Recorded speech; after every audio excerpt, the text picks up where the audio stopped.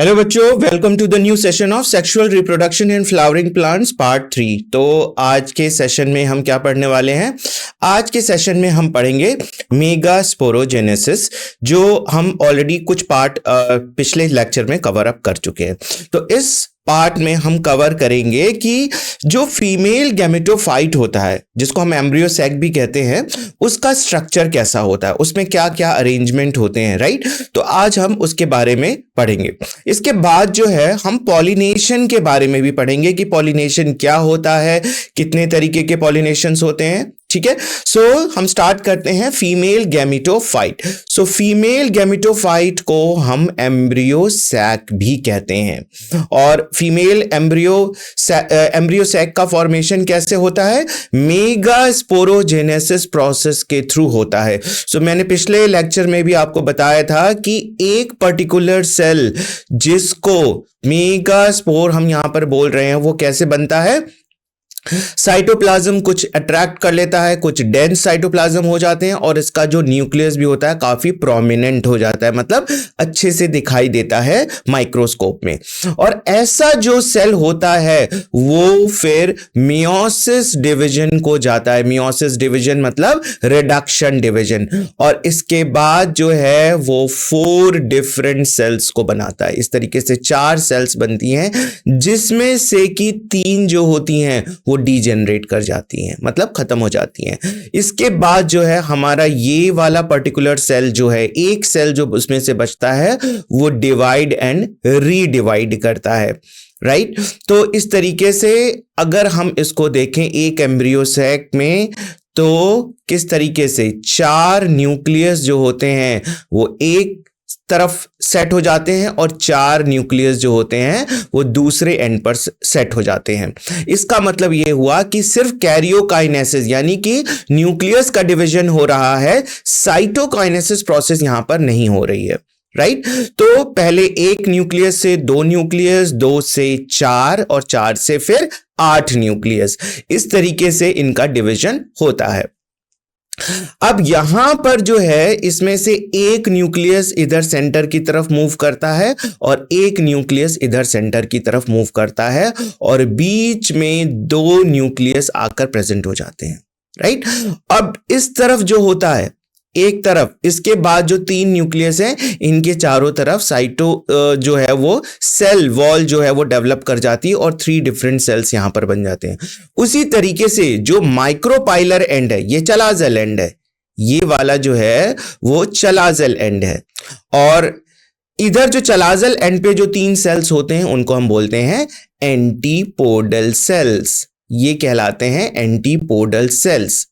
और इसी तरीके से जो हमारा माइक्रोपाइलर एंड है, ये वाला माइक्रोपाइलर एंड है, माइक्रोपाइलर एंड, यहां पर जो है 3 जो न्यूक्लियस हैं उसमें से सेंटर वाला जो है वो तो एग बन जाता है, लेकिन बाकी जो इसके सराउंडिंग 2 सेल्स होती हैं वो सिनर्जिड सेल्स कहलाती हैं। ये कहलाती हैं सिनर्जिड सेल। तो ये पूरा जो है वो एम्ब्रियो सैक का स्ट्रक्चर है। तो आप देख सकते हैं कितने सेल हैं एम्ब्रियो सैक में? 1 2 3 4 5 6, और एक बीच वाला ये सेंट्रल सेल, ये सेंटर सेल जो होता है, तो टोटल मिलाकर हो गए हमारे पास 7 सेल्स। और न्यूक्लियस कितने हुए? 1 2 3 4 5 6 7 8 न्यूक्लियस। तो ये एक जो है वो कॉमन टाइप का एम्ब्रियो सैक है। वैसे प्लांट में बहुत तरीके के एम्ब्रियो सैक पाए जाते हैं, जिसमें हम ये बहुत सारे वेरिएशन देखते हैं, लेकिन मेजर प्लांट में देखा जाता है कि 7 सेल्स और 8 न्यूक्लियस का एम्ब्रियो सैक बना होता है। तो अब थोड़ा सा हम डिटेल में इसके बारे में पढ़ते हैं। In most flowering plants, only one megaspore is functional, developing into female gametophyte. ज्यादातर पौधों में सिर्फ एक ही मेगास्पोर, ये एक्चुअली क्या है? ये चारों मेगास्पोर हैं।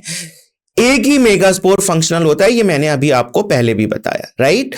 Monosporic development, embryo sac formed from single megaspore. तो यहां पर आप देखते हैं कि सिर्फ एक पर्टिकुलर सेल जो होती है वो मेगास्पोर बनाने के लिए रिस्पॉन्सिबल है, इसलिए यहां पर हम इस तरह के डेवलपमेंट को क्या बोलते हैं, मोनोस्पोरिक डेवलपमेंट। ठीक है, अब इसके बाद हम देखते हैं कि nucellar cells, MMC, functional megaspore and the female gametophyte have different ploidy levels, very important। तो अब यहां पर देखिए ये जो मेगास्पोर मदर सेल था, this is MMC, megaspore mother cell, ये डिप्लॉयड है, ये डिप्लॉयड है। अब ये जो 4 मेगास्पोर्स बनते हैं ये कैसे हैं, हैप्लॉयड हैं। और ये पूरा एम्ब्रियो सेक जो मैंने सेल्स कहा 7 सेल्स, राइट, 7 सेल्स में 8 न्यूक्लियस हैं, लेकिन 8 न्यूक्लियस कैसे होंगे, हैप्लॉयड, क्योंकि ये वाला जो मेगास्पोर एक सिंगल मेगास्पोर से जो पूरा एम्ब्रियो सेक बना है वो भी कैसा था, हैप्लॉयड। तो बार बार हैप्लॉयड सेल माइटोसिस के थ्रू डिवाइड कर रही है। यहां पे जो डिवीजन होता है, एक न्यूक्लियस से 2 न्यूक्लियस, 2 से 4 और 4 से 8, इस तरह का ये जो डिवीजन यहां पर हो रहा है मियोसिस के बाद, वो माइटोसिस डिवीजन है, राइट। सो मेगास्पोर मदर सेल डिप्लॉयड है, न्यूसिलर सेल ये भी डिप्लॉयड है, ये भी डिप्लॉयड है। Functional megaspore, this is the functional megaspore, ये जो 3 मेगास्पोर हैं ये तीनों डीजेनरेट कर जाते हैं और हमारा सिर्फ ये वाला मेगास्पोर जो होता है वो फंक्शनल रहता है। तो ये कैसा है, मियोसिस डिवीजन हो चुकी है इसमें, इसलिए ये हैप्लॉयड है, ये वाला जो है वो हैप्लॉयड है। अब इसके बाद female gametophyte have different ploidy levels. ठीक है, तो हम इसमें देखेंगे कि कौन कौन सी प्लॉइडी लेवल्स इसमें होती है। तो अब आप यहां पर देखिए किस तरीके से मेगास्पोर का फॉर्मेशन हो रहा है। यहां पर आप देखिए मेगास्पोर मदर सेल है, यहां पर this is the megaspore mother cell which undergo meiosis. ये जो है वो मियोसिस के थ्रू यहां पर देखिए बनी है मेगास्पोर मदर सेल, और यहां पर माइक्रोपाइलर एंड है, यहां पर ये चारों तरफ सराउंडिंग में न्यूसिलस है। ठीक है, अब यहां पर देखिए फर्स्ट डिवीजन हुआ तो मेगास्पोर डायट बना, और यहां पर आप देखिए मेगास्पोर टेट्राड बना, यानी कि टोटल मियोसिस डिवीजन जो थी वो यहां पर कंप्लीट हो गई। ये चारों जो टेट्राड है वो कैसे हैं, हैप्लॉयड है। अब इनमें से ये जो 3 जो है वो डीजेनरेट कर जाते हैं, सिर्फ एक कोई फंक्शनल रहेगा। तीनों में से कोई भी डीजेनरेट कर सकता है और कोई एक ही फंक्शनल रहेगा। अब ये वाला जो फंक्शनल है उसमें देखिए किस तरीके से डिवीजन होता है। इसका जो न्यूक्लियस सिंगल न्यूक्लियस है, यहां आप देखिए माइटोसिस डिवीजन अब यहां पर चलेगी, सिंपल माइटोसिस डिवीजन। ठीक है, माइटोसिस डिवीजन के थ्रू यहां पर 2 न्यूक्लियस बने, दोनों न्यूक्लियस कैसे होंगे, हैप्लॉयड। अब 2 से फिर 4 न्यूक्लियस बने और 4 से फिर ये 8 न्यूक्लियस बने। अब इन चारों में से एक एक न्यूक्लियस जो होता है वो सेंटर की तरफ आ जाता है, जिसको हम बोलते हैं 2 पोलर न्यूक्लियाई। इसके चारों तरफ कोई भी वॉल फॉर्म नहीं करती है। अब यहां पर जो माइक्रोपाइलर एंड है उसकी तरफ आप देखिए दोनों तरफ सिनर्जिड सेल्स होती हैं और बीच में क्या है, एग। और जो चलाजल एंड है उसकी तरफ क्या प्रेजेंट है, 3 एंटीपोडल सेल्स। तो आप यहां पर देख सकते हैं these are cells, actually these are antipodal cell. तो 3 सेल्स तो यहां पर हो गए चलाजल एंड की तरफ। अब यहां पर देखिए सिनर्जिड सेल 2 सिनर्जिड सेल और एक पीछे की तरफ यहां पर आप एग सेल देख सकते हैं। तो अगेन 3 सेल्स यहां है, टोटल 6, और एक बीच में ये जो बड़ा सेल है दैट इज सेंट्रल सेल। तो टोटल 7 सेल्स हो गए। न्यूक्लियस भी आप काउंट कर सकते हैं, 3 न्यूक्लियस चलाजल एंड की तरफ, 3 न्यूक्लियस माइक्रोपाइलर एंड की तरफ 6, और 2 polar nuclei, total 8 nucleus, 8 nucleus. So इस तरीके से आप देख सकते हैं कि 7 सेल 8 न्यूक्लियस का जो है हमारा एम्ब्रियो सैक बना होता है। Embryo sac formation, functional megaspore undergo mitosis forming 2 nucleate embryo sac, and sequential mitotic division lead to 4 nucleate and 8 nucleate stages. तो ये मैं पहले ही बता चुका हूं। जो हमारा फंक्शनल मेगास्पोर, एक जो मेगास्पोर होगा वो फंक्शनल होगा, बाकी 3 डीजेनरेट कर जाएंगे। माइटोसिस डिवीजन इनमें होगी, पहला माइटोसिस डिवीजन होगा तो 2 न्यूक्लियस बनेंगे, फिर 4 और फिर उसके बाद 8, यानी कि 3 माइटोसिस डिवीजन यहां पर होते हैं। इसके बाद सेल वॉल लेट की जाती है और हमारा अटिपिकल फीमेल गैमेटोफाइट, जिसको हम एम्ब्रियो सैक भी कहते हैं, उसका फॉर्मेशन हो जाता है। अब यहां पर आप देख सकते हैं कि माइक्रोपाइलर एंड है और चलाजल एंड है। माइक्रोपाइलर एंड की तरफ आपको मिलता है एग एपरेटस। एग एपरेटस क्या है? एग एपरेटस 2 चीजों से बना हुआ है एक्चुअली, जिसमें कि 3 सेल्स होते हैं।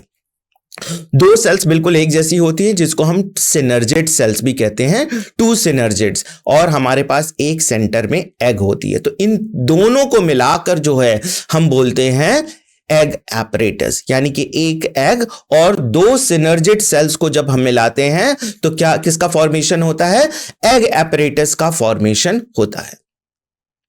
सिनर्जिड सेल्स जो होती है, अगर आप बहुत ध्यान से देखेंगे, अगर मैं एक सिनर्जिड सेल को यहां पर बना रहा हूं, बीच में यहां पर एक और सिनर्जिड सेल है, राइट, ये सिर्फ मैं माइक्रोपाइलर एंड को यहां पर दर्शा रहा हूं, और पीछे की तरफ यहां पर आप देख सकते हैं कि एक एग है यहां पर, राइट।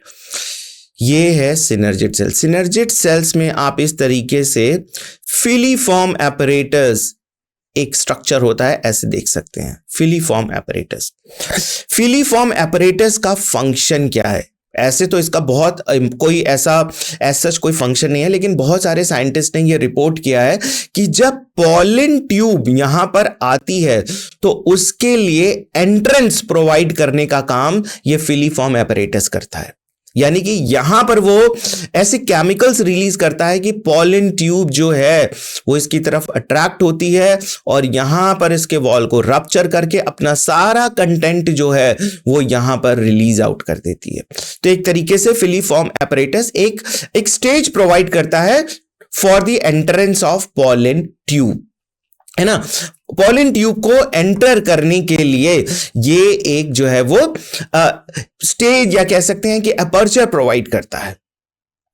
अब हम देखते हैं कि चलाजल एंड पे हमें क्या देखने को मिलते हैं। तो चलाजल सेल्स पे हमें 3 एंटीपोडल सेल्स देखने को मिलते हैं, राइट, 3 एंटीपोडल सेल्स। तो एंटीपोडल सेल्स का ऐसा कोई फंक्शन तो अभी तक रिपोर्टेड नहीं है, लेकिन कुछ साइंटिस्ट ने बोला है कि ये जो है वो न्यूट्रिशन का काम करते हैं।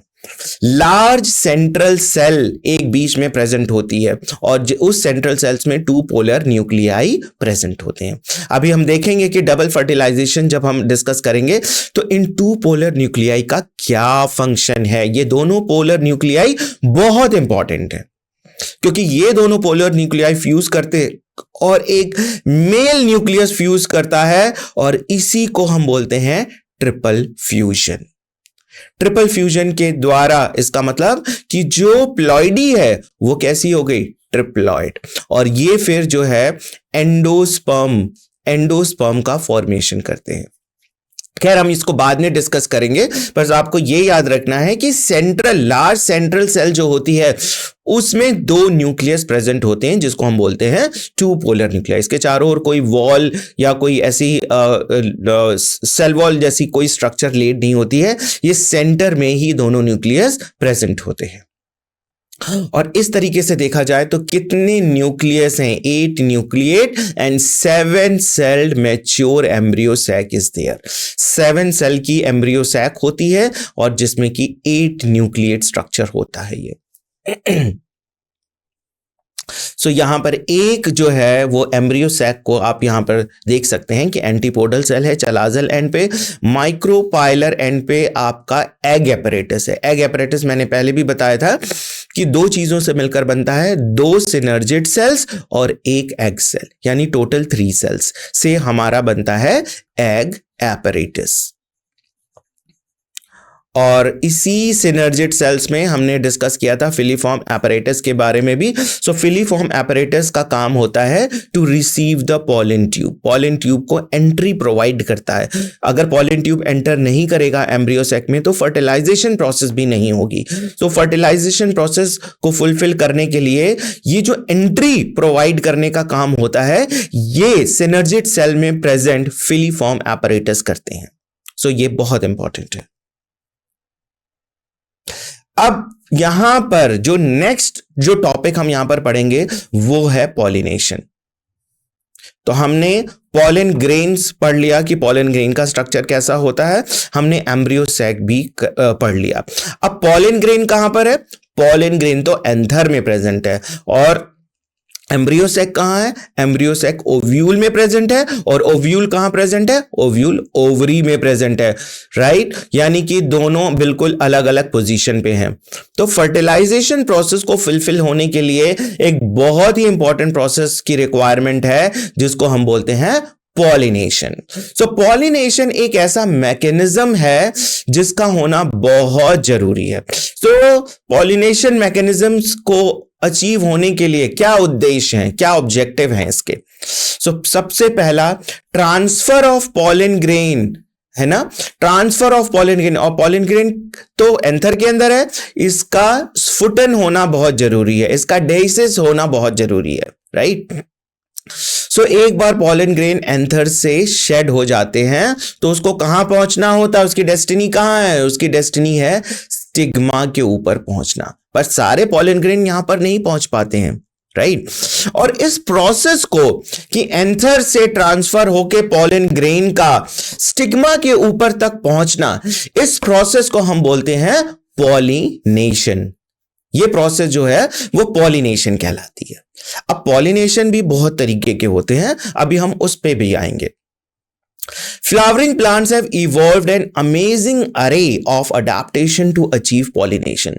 So ये flowering plants जो होते हैं इनमें बहुत तरह के जो है वो आपको adaptations देखने को मिलेंगे।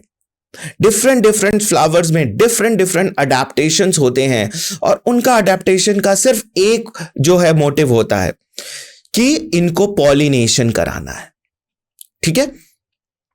बहुत सारे एक्सटर्नल एजेंट्स होते हैं पॉलिनेशन को फुलफिल कराने के लिए, ये सब हम डिस्कस करने वाले हैं। हम यहां पर देखते हैं कि डिफरेंट काइंड्स ऑफ पॉलिनेशन, हमारे पास 3 डिफरेंट टाइप्स के पॉलिनेशन होते हैं depending on the source of pollen. हमारा पॉलन का क्या सोर्स है? पॉलिनेशन जो है वो 3 डिफरेंट टाइप्स के हो सकते हैं, ऑटोगैमी, गैटिनोगैमी एंड जीनोगैमी। दो जो है यहां पर जो है वो क्रॉस पॉलिनेशन के फॉर्म है और एक जो है वो सेल्फ पॉलिनेशन की प्रोसेस है। हम देखते हैं कि यहां पर किस तरीके से जो है वो ऑटोगैमी, गेटिनोगैमी और जेनोगैमी होता है। नेक्स्ट स्लाइड्स में हम देखते हैं ऑटोगैमी के बारे में। Autogamy pollination is achieved with in the same flower, यानी कि स्वतः उसी फ्लावर के अंदर जो है वो पॉलिनेशन हो रहा है। यानी कि अगर हमारे पास यहां पर एक फ्लावर है,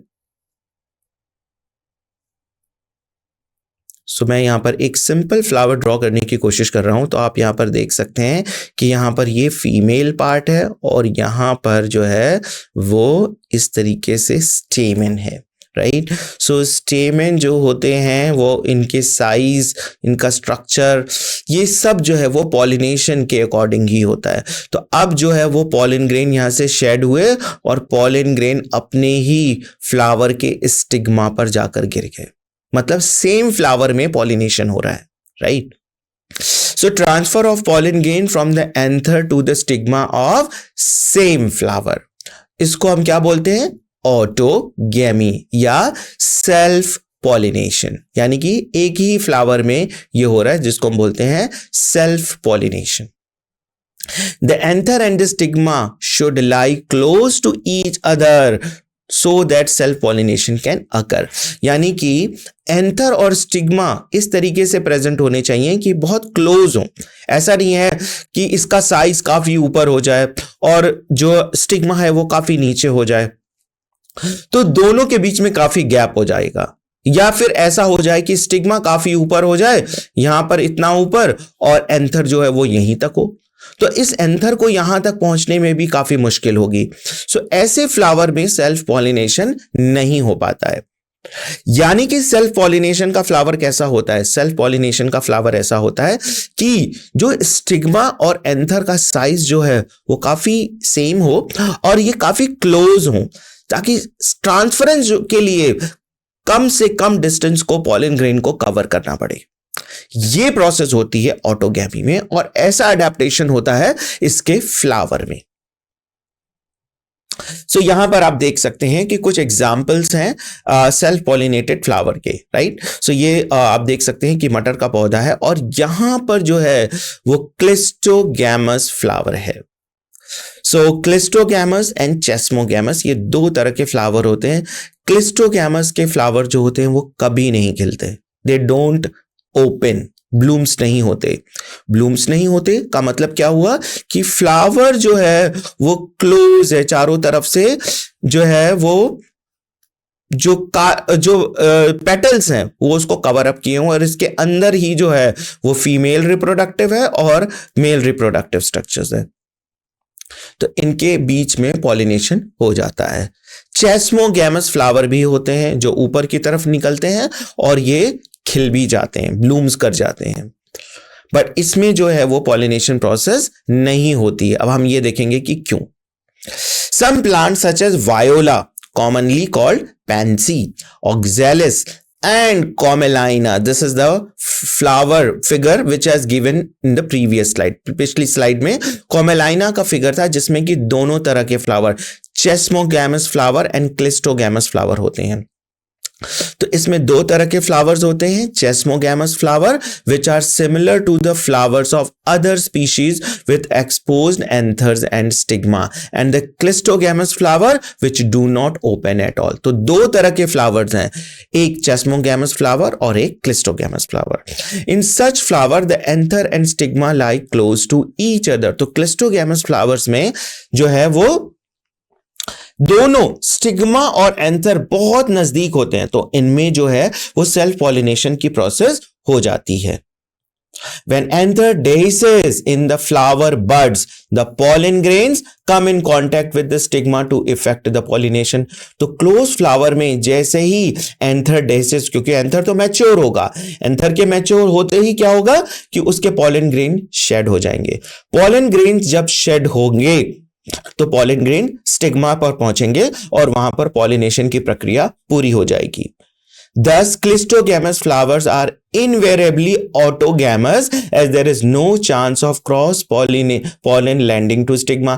तो ऐसे फ्लावर जो ब्लूम नहीं होते उनमें तो सिर्फ एक ही ऑप्शन है कि वो सेल्फ पॉलिनेशन करा ले, क्योंकि क्रॉस पॉलिनेशन होने के लिए फ्लावर का ब्लूम होना बहुत जरूरी है, जो कि यहां पर नहीं होता है।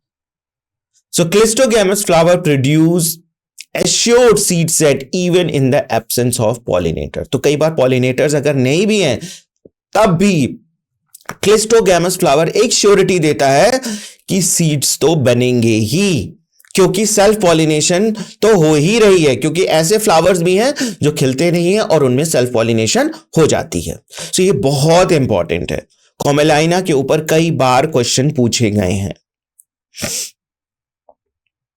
अब आते हैं गैटिनोगेमी, जो हमारा दूसरा तरह का पॉलिनेशन है। Transfer of pollen grain from the anther to the stigma of another flower of the same plant. तो हमारे पास एक प्लांट है जिसमें कि यहां पर भी फ्लावर है, यहां पर भी फ्लावर है और यहां पर भी फ्लावर है, राइट। तो यहां का जो एंथर है उसका एंथर से पॉलन ग्रेन रिलीज हो रहा है और दूसरे फ्लावर जो कि सेम प्लांट पे है वहां उसके स्टिग्मा पर जा रहा है। दो डिफरेंट फ्लावर लेकिन सेम प्लांट पे। तो ये भी एक तरह का क्या है, सेल्फ पॉलिनेशन ही है। सिर्फ फ्लावर अलग अलग है लेकिन प्लांट एक ही है, तो इसमें कोई जीन्स का बहुत ज्यादा वेरिएशन नहीं होगा, right?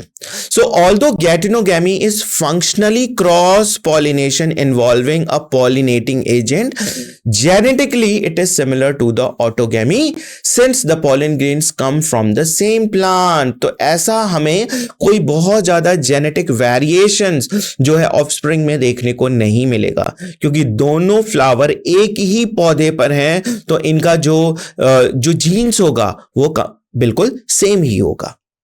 सो ऐसे तो हम कह सकते हैं कि यहां पर क्रॉस पॉलिनेशन हो रहा है गैटिनोगेमी में, कि यहां पर कोई इंसेक्ट है, वो यहां पर बैठा, उसके पंख से एंथर से पॉलन ग्रेन कुछ अटैच हो गए और वही जो फ्लाई है वो दूसरे फ्लावर सेम प्लांट पर जाकर बैठ रहा है और वहां पर जो है वो पॉलिनेशन के प्रोसेस को फुलफिल करा रहा है। लेकिन यहां पर जो है पॉलिनेशन का जो इफेक्ट होगा वो सेम सेल्फ पॉलिनेशन जैसा ही देखने को मिलता है। तो गैटिनोगेमी अगर हम जीन्स के लेवल पे बात करें तो ये सेल्फ पॉलिनेशन जैसा ही प्रोसेस है, ये बहुत इंपॉर्टेंट है।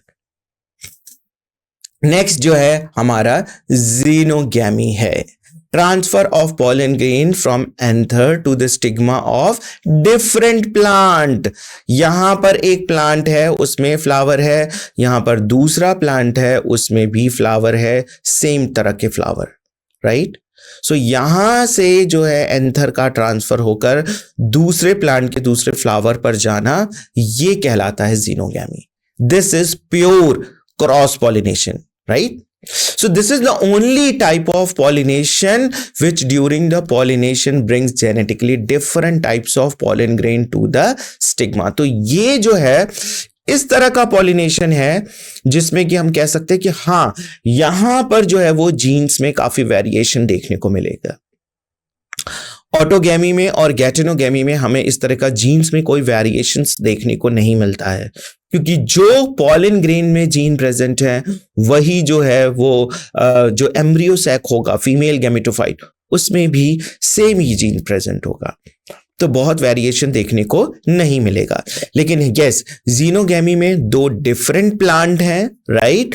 तो इनके बीच में जब आप पॉलिनेशन आपको या तो आप सेल्फ जो है अपने आर्टिफिशियल पॉलिनेशन कराइए, या बहुत सारे इंसेक्ट्स हैं, बहुत सारे एजेंसीज हैं, वाटर है, इंसेक्ट्स हैं, बर्ड्स हैं, विंड है, इन सब एजेंसीज के थ्रू जो है वो क्रॉस पॉलिनेशन की प्रोसेस पूरी होती है।